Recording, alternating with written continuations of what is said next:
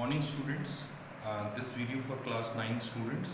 Today we are going to start this chapter number 17.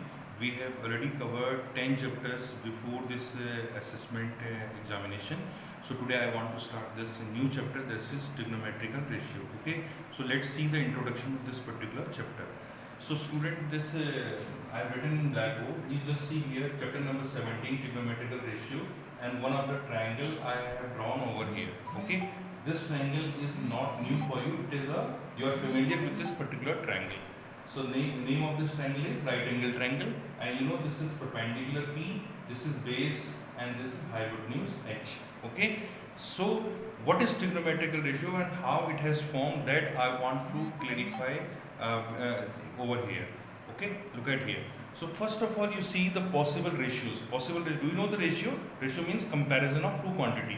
So how many quantities we have? P, B and H. तो इसको लेकर के कितनी possibilities हो सकती हैं आप देखो.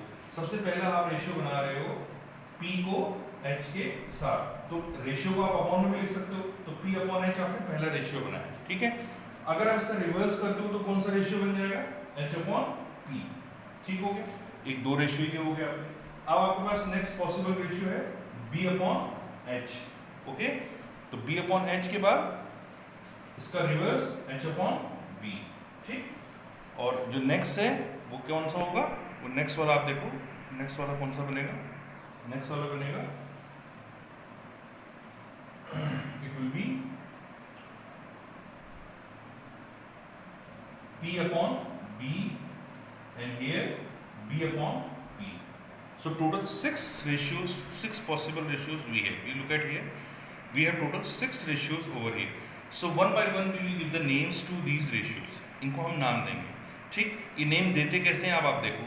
सबसे पहले क्या करते हैं, इस राइट एंगल ट्रायंगल में 90 की फ्रंट में एक एंगल ले लेते हैं. That angle is suppose theta.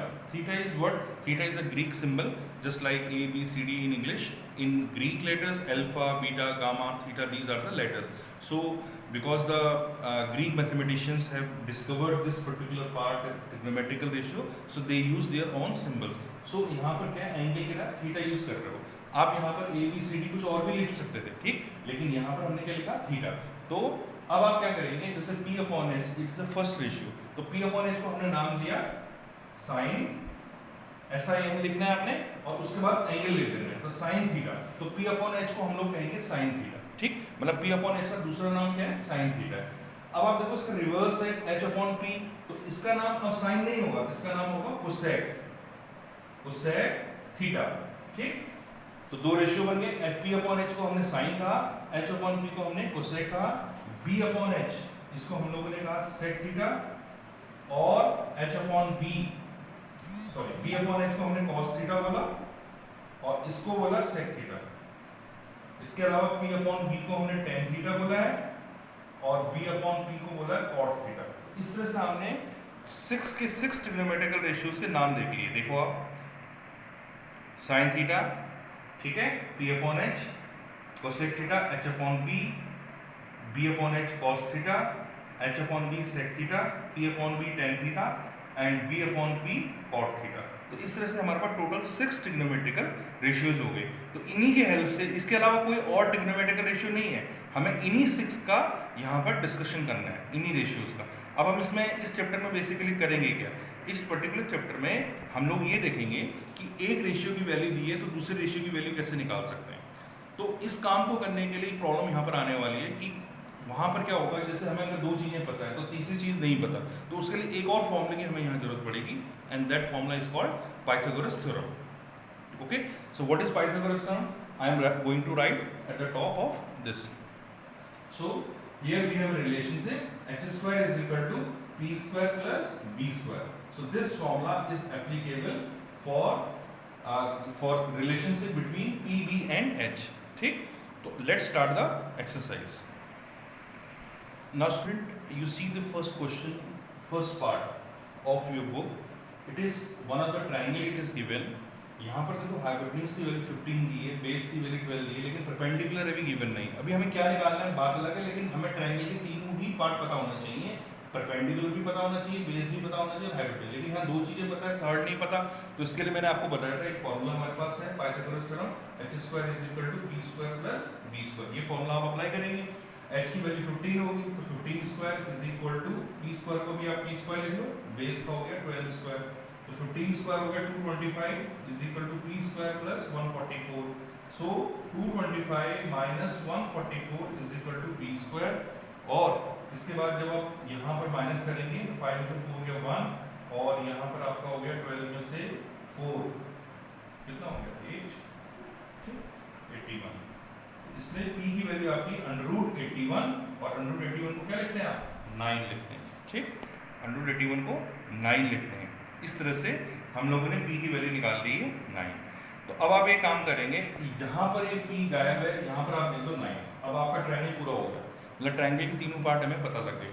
अब हमें एक एक करके क्या निकालना है, इसका फर्स्ट पार्ट में साइन थीटा निकालना है। तो साइन थीटा निकालना है, तो साइन थीटा कैसे निकालेंगे, साइन थीटा = हमें पता है p/h होता है, ठीक है। फर्स्ट पार्ट निकाल रहे हैं, तो p कितना है 9 है, और h कितना है 15 है, तो 9/15। लेकिन 9/15 इसका आंसर नहीं होगा, क्योंकि इसे हमें कैंसिल भी करना है। 3 3 9, 3 5 15, मतलब हमें सिंप्लीफाइड फॉर्म में आंसर देना है। तो ये हमारा फर्स्ट पार्ट का आंसर हो गया, ठीक हो गया, ठीक। अब आप सेकंड पार्ट करेंगे इसी तरह से। सेकंड पार्ट में हमें क्या निकालना है, सेकंड पार्ट में हमें cos थीटा निकालना है। तो cos थीटा = b/h। तो b कितना हो गया 12, और h है हमारा 15, तो इसको काटो, 3 4 = 12, 3 5 = 15। सो हमारा फाइनली आंसर हो गया 4/5, सेकंड पार्ट का आंसर। फिर हमारा थर्ड पार्ट है, थर्ड पार्ट में हमें निकालना है tan थीटा। तो tan थीटा होता है p/b। तो p कितना है हमारा, p हमारा 9, और b हमारा 12 है, इसे भी काट लो, 3 3 9, 3 4 12, तो 3/4 इज योर आंसर, ठीक। थर्ड पार्ट के बाद फोर्थ पार्ट है। फोर्थ पार्ट क्या है, cot थीटा। तो cot थीटा क्या होता है b/b, इसका रिवर्स होता है b/p। तो b/p का मतलब हो गया 12/9, तो इसे फिर काटो, 3 4 12, 3 3 9, सो 4/3 इज द आंसर। फिफ्थ, अच्छा एक चीज ये भी है कि जैसे tan थीटा आपको पता था 3/4, तो cot थीटा आप डायरेक्टली इसका उल्टा लिख सकते थे 4/3, ठीक, ये भी कर सकते थे। इसके बाद sec थीटा निकालना है फिफ्थ पार्ट में, sec थीटा, sec थीटा। तो sec थीटा कितना होता है h/b, h/b। तो h is 15 और b is 12, so 3 5 15, 3 4 12, तो 5/4 is its answer, ठीक है। 5/4 इसका आंसर हो गया। आप देखो यहाँ पर 5/4 इसका आंसर हो गया कंप्लीटली। अब हमें लास्ट पार्ट करना है, वो क्या है कोसेक थीटा। और कोसेक थीटा किसका रिवर्स होता है, कोसेक थीटा साइन का रिवर्स होता है। तो इसका मतलब है जो फर्स्ट पार्ट किया ना हमने, इसका देखो लास्ट पार्ट क्या होगा, सिक्स पार्ट में कोसेक निकालना है। तो कोसेक थीटा डायरेक्ट निकाल सकते हो, कोसेक थीटा = 5/3 आप डायरेक्ट लिख सकते हो, क्योंकि आपका साइन थीटा कितना है 3/5, तो कोसेक थीटा 5/3 होके 3 हो जाएगा, ठीक हो गया। तो इस तरह से हमने एक रेशियो से दूसरे रेशियो की वैल्यूज को निकालना सीखा। तो आज हमारा जो टॉपिक होगा, क्योंकि आज फर्स्ट डे है इसका आफ्टर असेसमेंट टेस्ट, तो आपको क्या सीखना है, केवल एक काम करना है कि एक रेशियो से दूसरे रेशियो में कैसे कन्वर्जन कराया जाता है, ये हम अभी आगे करेंगे। लेकिन इससे पहले एक काम ये करेंगे कि हमें एक ट्रायंगल दिया होगा और उस ट्रायंगल की हेल्प से हमें रेशियोज की वैल्यू निकालनी होगी। तो मैं कुछ क्वेश्चंस आपको व्हाट्सएप ग्रुप में दूंगा, तो आप उन क्वेश्चंस को करना, ठीक है। Thank you.